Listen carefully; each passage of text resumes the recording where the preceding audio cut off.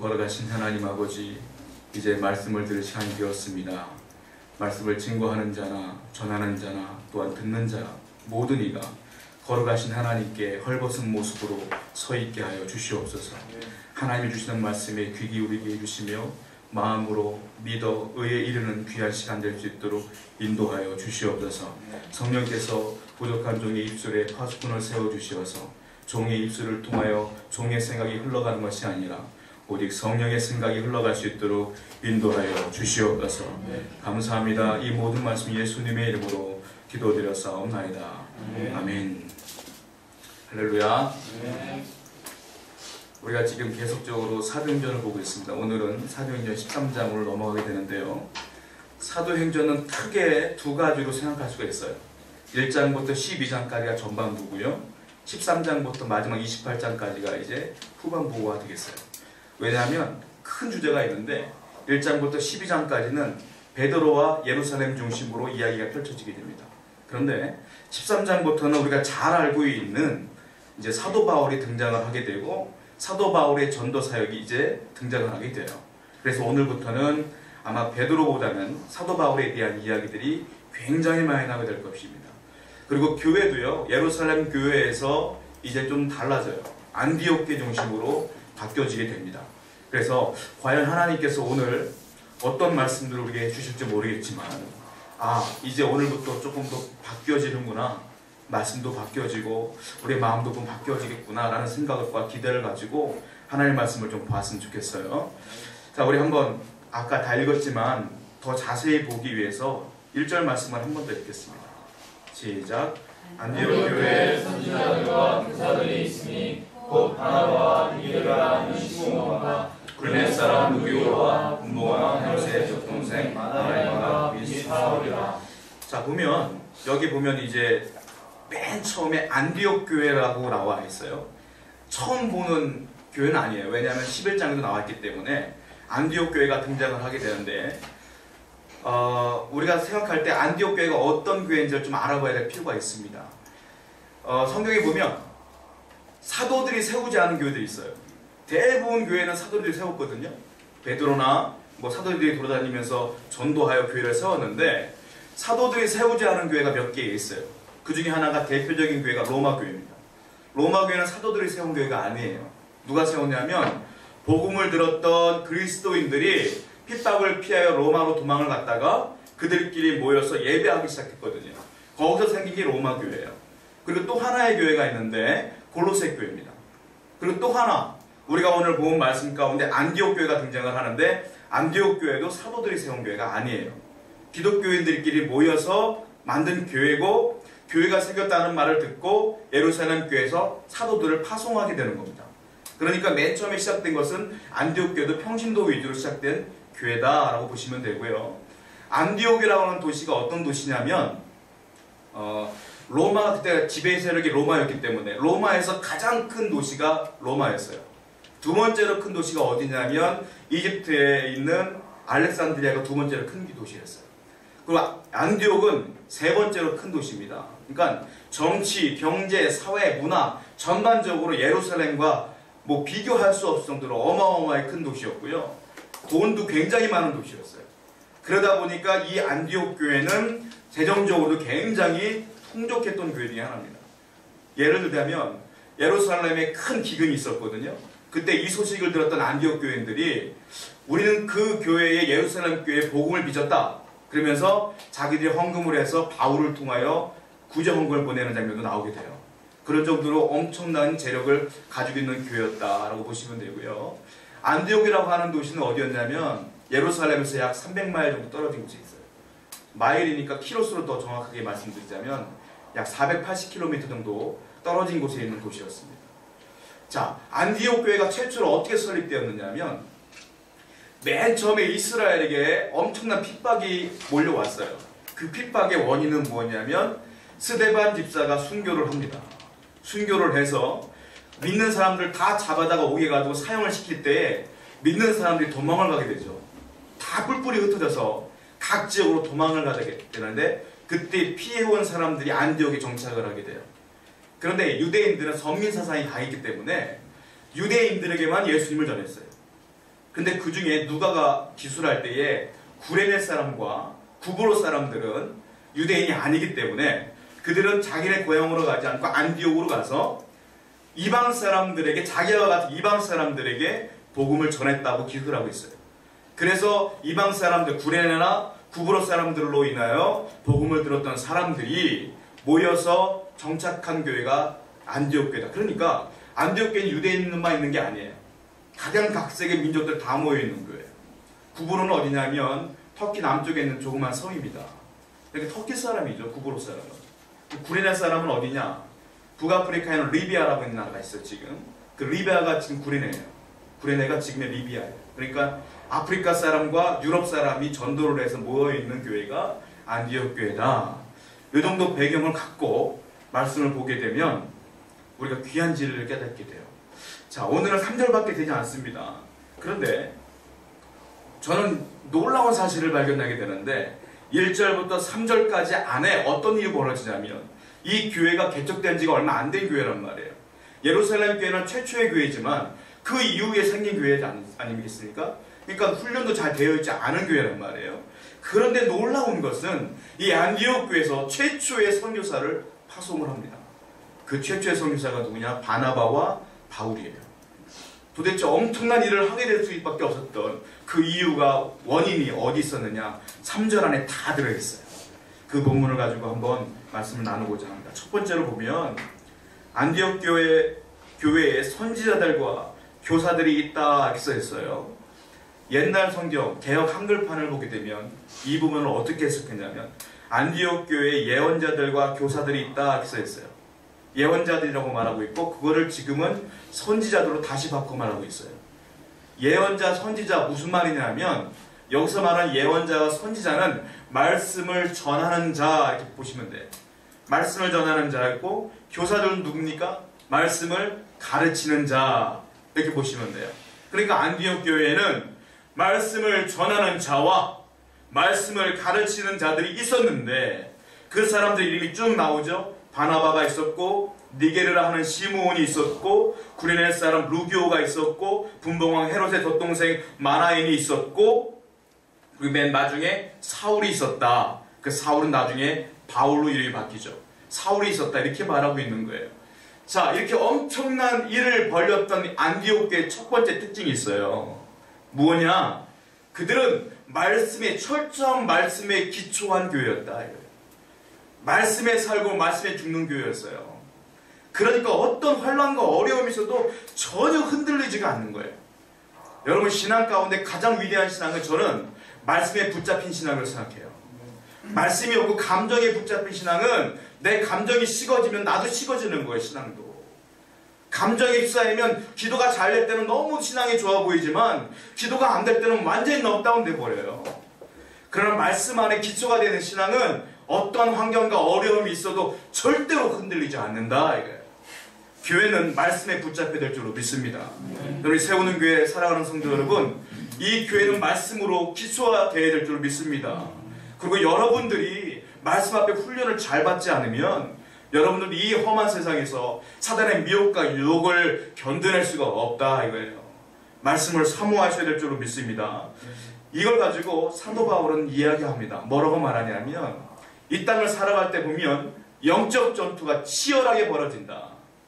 분명히 세상이 말하는 전쟁은 무기로 싸우는 전쟁이지만 영적 전쟁은 사단과 성령과의 치열한 전투가 벌어지는데 보이지 않는다는 거예요. 교회를 가서 하나님께 예배해야 되는데 나에게 자꾸 환경적인 어려움이 생기고 마음의 어려움이 생긴다는 것은 사도 바울이 말하기는 그 영적 전투다 이거예요. 하나님 앞에 나가지 못하게 하는 사단의 미혹이고 유혹이다. 그걸 간파해야 되며 알아야 되며 싸워 승리해야 된다고 말하면서 성경적으로 우리에게 말씀을 전해주고 있어요. 자, 성경을 찾아보겠습니다. 에베소서 6장 말씀이에요. 에베소서 6장 13절부터 17절까지 말씀을 함께 보겠습니다.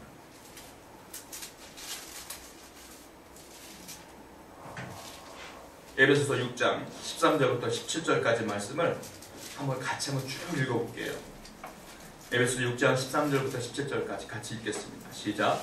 그러므로 하나님의 전신갑주를 취하라. 이 악한 날에 너희가 능히 대적하고 모든 일을 행한 후에 서기 위함이라. 그러니 서서 진리로 너희 가지고 평안의 복음이 중요한 것으로 신을 신고 어둠 위에 믿음의 방패를 가지고 이로써 능히 악한 자의 모든 불화살을 소멸하고 구원의 투구와 성령의 검 하나님 말씀을 가지라. 이게 뭡니까? 전신갑주 비유예요. 사도 바울이 말하는 거예요. 악한 영과 싸워 승리하려면 어떻게 해야 됩니까? 뭐라고 말하고 있어요? 서서 진리로 너의 허리띠를 띄어야 된다. 의의 호심경을 붙여야 된다. 평안의 복음이 준비되는 것 신을 신고 믿음의 방패를 가져라. 이렇게 쭉 얘기하고 있어요. 사단이 우리에게 환경적인 어려움을 주면 믿음의 방패로 막아내라. 그래야 된다는 건데 가만 보면 전부 다 방어기제라는 거예요. 그런데 유일한 공격 무기가 하나 나와요. 여기 보면 어디입니까? 17절 말씀에 보면 구원의 투구와 성령의 검은 칼은 방패가 아니에요. 칼은 공격 무기예요. 성령의 검을 가져라. 근데 그 성령의 검이 무엇이냐? 곧 하나님의 말씀을 가지라 이 말이에요. 유일한 사단과 싸워 승리하신 공격적 무기는 말씀 외에는 없다 이겁니다. 여러분 그러므로 말씀을 사모해야 되며 말씀을 읽어야 돼요. 읽어야 돼. 그리고 매일같이 묵상을 해야 돼요. 우리 세워놓은 교회는 매일 큐티를 합니다. 하고 있죠? 하셔야 돼요 여러분. 하루라도 하지 않으면 말씀을 읽지 않으면 내가 세상에서 싸워 승리할 수가 없다 이거예요. 말씀을 사모해야 되고 또한 예배 때마다 말씀을 기대하며 나와야 된다는 거예요. 하나님 말씀을 사모해라. 할렐루야. 그렇게 말씀하시고 있으면서 우리 주님께서는 동일하게 말씀하시는데 어떤 말을 하냐면 예수님께서 40일 금식기도 한 후에 사단의 공격을 받아요. 사단이 뭐라고 말합니까? 야 너 배고프지? 40일 동안 밥 안 먹으니까 배고플 거 아니야. 야 네가 나한테 절 한번 해. 야 여기서 한번 떠내려봐. 돌로 한번 떡을 만들어봐. 여러 가지 시험을 주죠. 주님께서 그때마다 뭘로 물리쳤습니까? 예수님은 구약 성경을 굉장히 많이 알고 계셨어요. 왜? 하나님이시니까. 그 말씀으로 쫙 쪼개는 거예요. 말씀으로 다 이겼어요. 그러면서 맨 마지막에 예수님께서 승천하실 때 우리에게 유언하신 게 있어요. 우리 비전의 말씀과 똑같아요. 마태복음 28장 20절 말씀 한번 보시겠습니까? 그렇게 말씀으로 승리했던 예수님께서 마지막 유언하신 말씀이 마태복음 28장 20절 말씀이에요. 자, 한번 읽겠습니다. 시작. 내가 너희에게 분부한 모든 것을 가르쳐 지키게 하라. 물주어다 내가 세상 끝날까지 너희와 항상 함께 있으리라 하시니라. 뭐라고 말씀하시고 떠나셨어요? 내가 너에게 분부한 모든 것을 어떻게 해요? 가르쳐 지키게 하라. 내가 너에게 분부한 모든 것이 뭐였어요? 예수님의 부탁이요 명령이요 말씀이에요. 그 말씀을 들었던 너희가 어떻게 하라고요? 지켜야 되며 또 어떻게 해야 돼요? 모르는 사람이 가르쳐야 된다. 이 말은 내 말을 들어야 되며 내 말을 그대로 잘 훈련시켜라 이 말이에요. 여러분. 제자 훈련이 뭡니까? 사람을 구원해내서 양육하고 훈련시키는데 그 훈련이 뭐예요? 총 두고 훈련시키는 거 아니에요. 뭐예요? 말씀으로 훈련시키는 거거든요. 예수님께서 말씀하신 건 말씀으로 훈련시켜라 이 말이에요. 이 말을 들었던 제자들은 어떻게 했는지 아세요? 그대로 순종합니다. 예 주님. 그리고 주님 안 계심에도 불구하고 사도행전에 들어오면서 그들은 열심히 말씀을 가르쳐요. 또 성경을 봅니다. 사도행전 2장 42절 보세요. 사도행전 2장 42절입니다. 사도행전 2장 42절 같이 읽겠습니다. 시작. 그들이 사도의 가르침을 받아 서로 교제하고 떡을 떼며 오로지 기도하기를 힘쓰니라. 그들이 뭐예요? 사도의 가르침을 받았다. 즉 사도는 예수님의 제자들인데 그들이 뭘 한 거예요? 가르쳤다 이거죠. 뭘 가르쳤어요? 말씀을 가르쳤다. 여러분 그렇습니다. 주님의 말씀을 초대교회는 잘 가르쳤어요. 그러다 보니까 그들이 어떻게 해요? 기도하기를 힘쓰니라. 또한 배우기를 힘쓰니라. 힘쓰니라 이 말은 원어를 보면 미완료 시제예요. 미완료. 그러니까 과거로부터 시작된 힘씀이 지금도 완료가 되지 않은 거야. 그러니까 여전히 힘쓰고 있는 거예요. 과거에도 힘썼고 지금도 힘쓰고 아직도 완료가 되지 않기 때문에 여전히 또 힘쓸 거예요. 말씀을 가르치는데 여전히 힘쓰더라 이 말이에요. 교회는 말씀으로 가르쳐야 돼요. 그리고 성도들은 말씀을 사모해야 돼요. 자 여기서 초대교회에서는 이렇게 말씀을 순종했단 말입니다. 이제 우리가 배워야 될 교회는 안디옥 교회인데 안디옥 교회는 어떻게 했을까요? 또 성경을 봅니다. 사도행전 11장 26절을 보면 안디옥 얘기가 나와요. 사도행전 11장 26절을 보세요. 자 같이 읽겠습니다. 시작. 만나에 안디옥에 와서 그들이 교회에 일어나 모여있어 큰 무리를 가르쳤고 제자들이 안디옥에서 이로써 그리스도인이라 일컬음을 받게 되었더라. 자, 안디옥 교회에 어떤 일이 벌어졌냐면 교회가 생겼다는 얘기를 듣자마자 예루살렘 교회에서는 사도 한 명을 파송을 하죠. 그게 누굽니까? 바나바입니다. 바나바가 파송을 했는데 이 사람들이 너무 말씀을 사모하는 거예요. 그래서 이 바나바가 말씀을 가르치다가 버겁다 보니까 한 사람을 초빙을 합니다. 그게 누굽니까? 사도 바울이에요. 사도 바울, 다소에 있던 사도 바울이 이쪽으로 와서 나랑 같이 말씀을 가르치자 해서 사도 바울이 온 거예요. 오서 둘이서 교회에서 1년을 모여 있어서 큰 무리를 가르쳤다. 사도 바울은 10년간 다소에서 성경을 가르쳤던 사람입니다. 그러다 보니까 이 와서 안디옥에서 1년 동안 말씀을 가르치는데 그 엄청난 말씀을 듣고 교회는 급성장하게 돼요. 말씀이 충만해지니까 사람들이 변화가 되다 보니까 교회가 막 부흥하게 되는 거예요. 안디옥 교회도 역시 말씀을 가르쳤더라. 그리고 안디옥 교회 성도들은 역시 말씀을 사모했더라. 그리고 말씀을 배우기에 노력했더라. 할렐루야. 여러분, 교회가 성장하고 성도가 성장하는 길은 말씀이에요. 말씀이 점점 흥황하여 교회가 성장하는 겁니다. 할렐루야. 여러분들의 개인적인 성장을 위해서는 말씀을 사모하지 않고서는, 말씀을 듣지 않고서는, 말씀을 읽지 않고서는 개인적 성장은 없습니다. 그러므로 말씀을 사모해야 될 줄 믿습니다. 서로 간에 말씀을 사모하며 쉐어링하고 간증하는 그런 문화가 우리 교회에 있었으면 좋겠어요. 이제 훈련을 이제 봄 되면 시작할 거예요. 말씀을 다시. 또 시간 없다고 또 이러지 마시고 항상 간절한 마음으로 그 훈련에 참여하는 여러분 되기를 축원드립니다. 자, 이 안디옥 교회는 이와 같이 말씀이 충만한 교회였기 때문에 하나님의 사명을 잘 감당했습니다. 두 번째 특징이 있어요. 1절 말씀을 제가 성경을 자꾸 반복해서 읽어서 죄송한데 또 분명히 봐야 되기 때문에 또 읽겠습니다. 1절 말씀을 다시 한번 읽겠습니다. 시작. 안디옥 교회에 선지자들과 교사들이 있으니 곧 바나바와 니게를 아는 시몬과 브레스 사람 루디오와 근모한 헤로세스 동생 나다니와 미사와라. 저는요 성경을 읽다가 여기 등장하는 사람들 보고 이 사람들이 누굴까라는 궁금함이 있었어요. 좀 찾아봤습니다. 누굴까 싶어서. 안디옥 교회가 성장하고 큰 일을 감당할 수밖에 없는 이유가 이 이름들에서 나왔어요. 뭐냐? 바나바는 제가 말씀드렸죠. 어떤 사람인지에 대해서. 그러나 성경적으로 우리가 눈으로 직접 확인하는 게 좋을 것 같습니다. 바나바가 누구였는지. 사도행전 4장 36절을 보세요. 바나바가 등장을 합니다. 사도행전 4장 36절입니다. 자, 읽겠습니다. 시작. 구도에서 난 아이베니오 사람이 있으니 이름 모세라 사도들이 일컬어 바나바라 번역하면 유로의 아들이라 하니. 바나바는 유대인이 아니었어요. 유대 사람이 아니었어요. 구브로 사람이었어요. 그런데 이방에서 태어난 유다인이었던 거야. 그러니까 한국 사람 가운데도 미국에서 태어난 한국 사람이 있을 거 아닙니까? 그와 같은 거예요. 즉 헬라파 유대인이었던 거예요. 이중국적을 가진 거죠. 구브로는 말씀드린 것처럼 터키 남쪽에 있는 섬이었으니까요.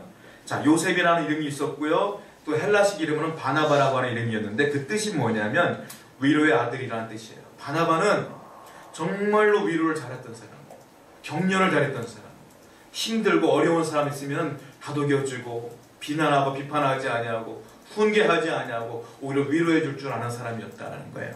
자, 바나바에 대한 얘기가 또 나옵니다. 사도행전 11장 24절을 보세요. 사도행전 11장 24절입니다. 자, 읽겠습니다. 시작. 바나바는 착한 사람이요 성령과 믿음이 충만한 사람이라 이에 큰 무리가 쫓게 도와주더라. 두 가지로 말하죠. 바나바는 착한 사람이었고 성령과 믿음이 충만한 사람이라 표현하고 있는데, 착한 사람이라는 것은 마냥 그냥 때려도 가만히 있는 선한 사람이라는 뜻이 아니라 선한 일을 많이 했다는 뜻이에요. 구제를 많이 했고 교회에 정말로 자기 땅을 팔아가며 헌금을 했던 사람이 바나바예요. 굉장히 많은 선한 일들을 많이 했던 사람이었고, 그리고 성령과 나와 있는 것처럼 성령과 믿음이 충만한 사람이라는 것은 하나님이 함께하는 증거들이 삶에서 나타나는 사람이라는 뜻이에요. 하나님이 동행하는 게 눈에 보이는 거야. 언제나 행복해 보이고 이런 것들이 보이는 거예요. 그러다 보니까 이렇게 표현하고 있는 겁니다. 바나바는 한마디로 말해서 바나바 때문에 교회가 부흥했어요. 위로의 사람이었고 격려의 사람이었어요. 세우는 가족 여러분, 교회가 부흥하려면 비난과 비판이 사라져야 돼요. 오로지 일치와 연합만 있어야 될 줄 믿습니다. 서로 격려하고 마음에 안 드는 게 있을 수 있죠, 교회에. 성도들끼리에 두 사람이 모여도 싸우는 건데요. 뭐. 부부간에도 십몇 년 싸우는데 뭘. 모르는 사람끼리 만나서 싸우는 게 교회 아닙니까? 그래도 서로 간에 격려하며 위로하는 그런 공동체가 되어야 될 줄 믿습니다. 자, 바나바는 너무도 유명한 사람이니까 넘어가겠어요. 누가 나오느냐? 두 번째 시므온이 나와요. 뭐라고 불리는 사람? 니게르라 불리는 시므온이 등장을 하는데, 니게르가 뭐냐면 흑인을 비하할 때 쓰는 말 여러분 아시죠? 그쵸? 니그로라고 말하지 않습니까? 이 니게르가 그거예요. 즉 시므온은 흑인이라는 뜻입니다. 흑인이에요, 시므온. 이게 말이 시므온이지 다른 말로 말하면 시몬과 똑같아요. 시몬 똑같은 말이에요. 자, 제가 책을 찾아보니까 이런 말이 있더라고요. 이 시몬은 누구를 말하고 있냐면 알렉산더와 루포의 아들, 루포의 아버지 시몬을 이야기하는 경우가 많다라고 그래요. 누굽니까? 구레네 시몬. 예수님의 십자가를 대신 들었던 그 구레네 시몬이 이 시몬일 가능성이 높다라고 평가를 하고 있어요. 구레네 시몬. 왜 구레네가 왜 붙었느냐? 제가 말씀드렸잖아요. 리비아라고. 아프리카 사람 시므온이라는 뜻이에요. 여기도 나오는 니게르 시므온이 바로 구레네 시므온일 가능성이 높다라고 평가를 하고 있어요. 다른 말로 말하면 이 사람은 100% 흑인이다. 아프리카 사람이다. 지금 미국의 대통령이 오바마 대통령이 흑인이잖아요. 흑인이 대통령 되는 거 얼마 되지 않았습니다. 그만큼 천대받았던 민족입니다. 이때는 2000년 전이 훨씬 넘을 때였어요. 1세기예요. 이때 흑인은 알다시피 사람 취급 못 받았잖아요. 그런데 시므온이 여기 지도자로 서 있는 거예요. 이 교회 도대체 어떻게 된 교회입니까? 대단한 교회 아닙니까? 유대인은 사람을 평가하는데 두 가지를 평가했어요. 어떻게 평가했냐면 선민이냐 아니면 이방인이냐. 하나님이 선택한 유대인이냐 아니면 그렇지 않으냐. 그래서 예루살렘 교회도 유대인들만 모였었지 이방인들과 밥도 안 먹었다고요, 그 사람들. 그 다음에 헬라인들은 어떻게 평가한지 아세요? 그리스 사람들은 지혜인이냐 미개인이냐, 네가 지혜가 있는 사람이냐 미개한 사람이냐 이렇게 평가를 했어요. 그 다음에 로마인들은 어떻게 사람을 평가했습니까? 네가 시민권자냐 아니면 비시민권자냐. 시민권자는 모든 특혜를 누리지만 비시민권자는 아무 특혜도 없어요. 그냥 죽는 거예요. 그냥 맨밑에 사는 거예요. 그런데 이 교회는, 안디옥 교회는 시민권자도 아니고 유대인도 아닌 흑인이 성경교사로 있는 거예요. 지금 너무 놀라운 교회다 이거예요.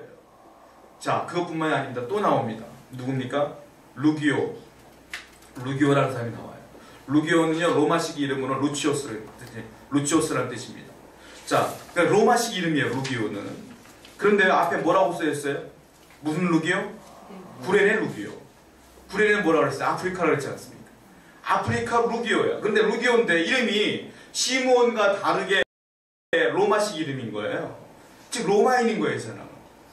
자, 왜 이 사람은 아프리카 사람인데 로마인이라고 칭형을 받았느냐? 두 가지 설이 있어요. 뭐냐면 첫 번째, 아프리카 사람이 로마인이 되기 위해서 첫 번째 로마인의 양자가 돼야 돼요. 양자가 돼야 돼요. 그러니까 양아들이 돼야 돼요. 그런데 1세기에 어떤 로마인이 아프리카 사람을, 노예를 양자로 삼겠어요? 그럴 가능성은 거의 없다 이거예요. 두 번째, 로마인이 되기 위해서는요, 그 아프리카 사람이 노예가 되면 이 로마식 이름을 얻게 돼요. 노예가 되면. 두 가지 방법밖에 없는 거예요. 첫 번째 방법보다 두 번째 방법이 더 가능성이 높은 거예요.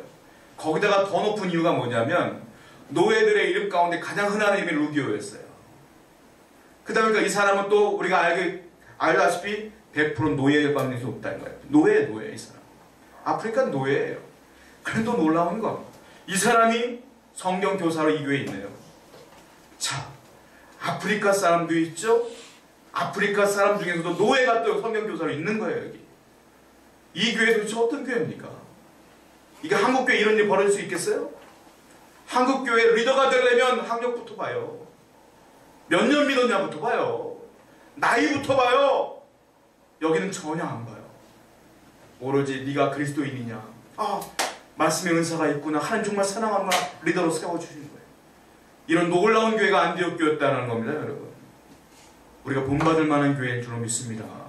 또 나와요. 또 누구 나옵니까?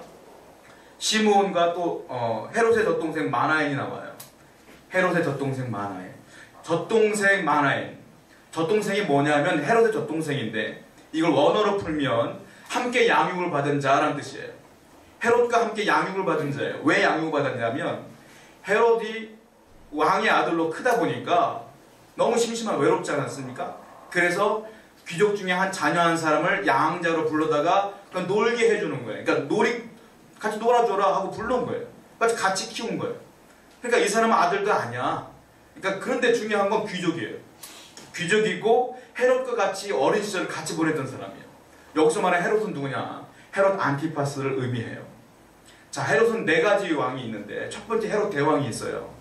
헤롯 대왕은 누구냐면 예수님이 태어났을 때에 예수님이 태어난 걸 알고 죽이려고 2살 밑에 어린아이들을 다 죽여버리는 왕이 있죠.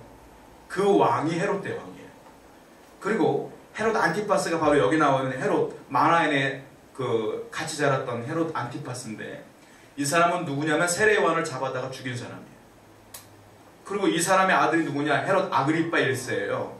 헤롯 아그리파 1세는 제가 설교해드린 적이 있어요. 야고보를 죽인 사람. 베드로 죽이려다가 베드로가 탈출했죠. 그 다음에 사도행전 25장에 넘어가면 사도 바울이 재판을 받고 고난을 받게 되는데 그때 그 재판을 짓냈던 사람이 헤롯 아그리파 2세입니다. 아그리파 1세 아들인 거예요. 그러니까 제가 이 말을 왜 하냐면 헤롯 집안은 대대로 기독교의 원수예요. 원수. 제자들 다 잡아 죽인 사람들이 헤롯이에요. 그런데 지금 어떤 일이 벌어졌어요? 안디옥 교회는 정말로 교회예요. 교회. 근데 거기 마나이라고 하는 헤롯 집안의 사람이 리더로 딱 앉아있는 거예요. 이거 기가 막힌 일이 벌어진 거예요 지금. 자, 여기까지 우리가 어떻게든 봐줄만 해요. 또 기가 막힌 게 뭔지 아세요? 사울, 사도 바울. 사도 바울이 어떤 사람이에요? 우리가 볼 때는 대단한 사람이라고 하지만 안디옥 교인들의 입장에서 볼 때는 헤롯은 죽일 놈이에요. 한마디로 말하면. 왜냐? 이 모든 핍박이 어디부터 시작된 거예요? 스데반이 죽음으로부터 시작된 거거든요. 그러니까 스데반이 죽으니까 자기들도 집 버리고 다 포기하고 도망온 거예요. 지금 안디옥으로. 근데 그때에 이 모든 일을 주관한 게 누구냐? 사울이었습니다. 사울이요. 사회들이 공의의 허락을 받아서 예수 믿는 사람 다 죽여야 된다 허락을 받아서 기독교인들 다 고소했고 감옥에 다 집어넣었어요. 그때 사울 때문에 도망온 사람들이 이 사람들이에요. 근데 기가 막힌 게 이 사울을 불러다가 우리 좀 가르쳐 주세요 하고 선생님을 모신 거예요. 이 교회가. 여러분, 안디옥 교회 정말 대단한 교회입니다. 지금요 차별이 없고요. 지금요 내가 저 사람과 있을 때 얼마나 많은 피해를 입었는데 이런 게 없어요. 일치와 연합과 사랑과 용납뿐이 없어요. 이 교회는 아무것도 없어요. 하나님의 일을 할 때는 사랑과 연합이 있어야 될 줄로 믿습니다. 우리 교회 같은 말, 같은 뜻, 같은 마음, 같은 열정. 할렐루야. 항상 이렇게 일치된 마음으로 나가지 않으면 하나님의 일을 감당할 수가 없다 이거예요. 이 교회는 한마디로 말하면 사랑이 충만한 교회였다. 세원가족 여러분, 우리 교회가 사랑이 충만하기 위해서 기도하시기 바랍니다. 그리고 여러분들이 사랑이 충만한 자가 되기 위해서 매일같이 기도하시기 바랍니다. 원수가 어디 있습니까? 불평이 어디 있습니까? 예수님께서 말씀하셨죠? 야, 남의 눈에 있는 티끌을 보기 전에 네 눈에 있는 들보를 먼저 보라고 그랬잖아요. 나를 먼저 보세요. 나는 말할 자격이 없는 사람. 항상 모두를 위로하고 격려하는 우리 세원교회가 되기를 원합니다. 자, 또 생각해 볼 게 있습니다. 우리 2절과 3절 본문 말씀을 읽겠습니다. 시작. 주를 섬겨 금식할 때 성령이 일세 내가 불러 시키는 일을 위하여 바나바와 사울을 따로 세우라 하시니 이에 금식하며 기도하고 두 사람에게 안수하여 보내니라. 이 사람들이요 결국은 사도 바울로부터 바나바로부터 1년 동안 훈련을 받습니다. 말씀의 훈련을 1년 동안 훈련 받으면서 다 변했어요. 마음이 다 변했어요. 다 주님을 위해 살기로 위해 제자가 다 된 거예요. 완전히 뒤집어진 거예요. 근데 갑자기 때가 되니까 성령께서 말씀하시는 거예요. 자, 두 사람을 안수해서 선교사로 내보내라 명령을 하신 거예요. 자, 사람의 계획이 아니에요. 하나님의 계획이에요. 성령께서 말씀하시는 거예요. 그런데 이 사람들은 그대로 순종해요. 자, 여기서 우리가 알 수 있는 게 있어요. 뭐냐? 하나님의 뜻은 훈련받고 머무르는 게 있는 게 아니라 훈련받아 다시 복음을 증거하는 데 있다. 여기 하나님의 뜻이 있다는 거예요. 전도하고 선교하는 것이 최종 골이다, 최종 목적이다, 하나님의 뜻이다. 할렐루야. 그러면 교회는 훈련받아 나가야 되는 거예요. 모여라 훈련시키고 또 나가라 해야 되는 것이 교회인 줄 믿습니다. 여러분도 훈련받고 나가야 되는 거. 여기 머물러 있으면 주님께서 흐트러지신다고요. 핍박을 줄 수 있는 거예요. 어려움을 줄 수 있는 거예요. 그럼 우리는 나가서 복음을 증거해야 되는데 그 명령을 하신 게 있죠. 사도행전 1장 8절입니다. 찾아보세요. 사도행전 1장 8절. 자, 읽겠습니다. 시작. 오직 성령이 너에게 임하시면 너희가 권능을 받고 예루살렘과 온 유대와 사마리아와 땅끝까지 이르러 내 증인이 되리라 하시니라. 이 말씀을 들었던 성도들과 초대교회 모든 사람들은 이 말씀대로 살려고 애를 썼다. 자, 안디옥 교회에 이제 부흥을 했고 이제 말씀이 뭔지를 알았어요. 바울로부터 바나바로부터 이 사람들 이 교회에 있어야 더 부흥할 것 같아요. 근데 개척된 지 1년밖에 안 된 교회 이 교회는. 근데 하나님께서 이 사람들을 내보내라고 말씀하세요. 우리 같으면 어떻게 하겠어요? 안 됩니다. 이분들 더 있어야 된다라고 말할 수 있지만 이 사람들은 그렇지 않아요. 이 얘기를 딱 듣자마자 어떻게 합니까? 다시 금식하고 또 기도해요. 그리고 하나님의 말씀이 확실한 걸 알고 안수하여 기쁜 마음으로 보내요. 이 두 사람이 소아시아로 전도여행을 떠나는데 그것이 바울의 제1차 전도여행이 시작되는 거예요. 여러분, 교회를 생각하지 않았어요. 하나님의 뜻을 생각했어요. 교회는 물건이 아니에요. 내 사유재산이 아니에요. 하나님의 뜻이 중요한 줄로 믿습니다. 여기는 하나님의 뜻을 사모하는 사람들이 모이는 것이 교회예요. 하나님이 이 교회 그만해. 그럼 그만해야 되는 거예요. 다 딴 데로 가야 되는 거예요. 하나님의 뜻이 더 중요한 줄로 믿습니다. 자, 그들이 잘했던 이유가 있어요. 뭐냐? 자, 2절 보면 주를 뭐 했어요? 섬겨. 그 다음에 금식했고요. 그러면서 그랬더니 성령이 말씀하신 게 들렸어요. 그랬더니 또 이 사람들이 또 금식했고요. 또 기도했어요. 이 사람들이 한 건 아무것도 없어. 뭐 했어요? 섬겼고요. 주를 섬겼고요. 금식했고요. 기도했고요. 또 금식했고요. 또 기도했어요. 주를 섬겨는 뭐냐면 이걸 지금의 현대어로 바꿔오면 주를 예배하고로 바꿀 수 있어요. 주를 예배하고 금식할 때에 또 기도할 때에 또 예배할 때에 또 금식할 때에 또 기도할 때에 안디옥 교회는 예배, 금식, 기도뿐이 없어요. 거기는. 그러다 보니까 하나님의 뜻이 임한 거예요. 여러분, 교회는 심플해져야 될 줄 믿습니다. 예배, 할렐루야. 예배 목숨 걸어야 되는 거예요. 그리고 때로는 기도가 안 될 때는 금식, 또 기도, 또 기도, 또 예배, 그리고 말씀. 이 외에는 교회가 없는 거예요, 사실. 그럴 때 하나님께서 그 교회를 선택하시고 놀라운 일들을 감당케 하십니다. 세원강림 여러분, 이제 2014년도가 시작된 지 얼마 안 됐는데 전 여러분에게 부탁하고 싶은 게 있어요. 올해가 가기 전에 하나님, 내가 다른 건 몰라도 하나님께 예배하는 일에 최선을 다했습니다. 내가 다른 건 몰라도 말씀을 읽는데 집중했습니다. 내가 다른 건 몰라도 기도하는 데 최선을 다했습니다. 이런 고백이 여러분 가운데 흘러나오기를 축원드립니다. 이 그런 교회가 되기 위해서 기도해 주시기 바랍니다. 함께 기도하겠습니다. 우리 기도할 때에 우리 십자가에 전달되는 찬양을 부르고 같이 한 목소리 기도하겠습니다. 사도 바울이 복음을 증거하는 그 마음을 담은 찬양인 것 같아요.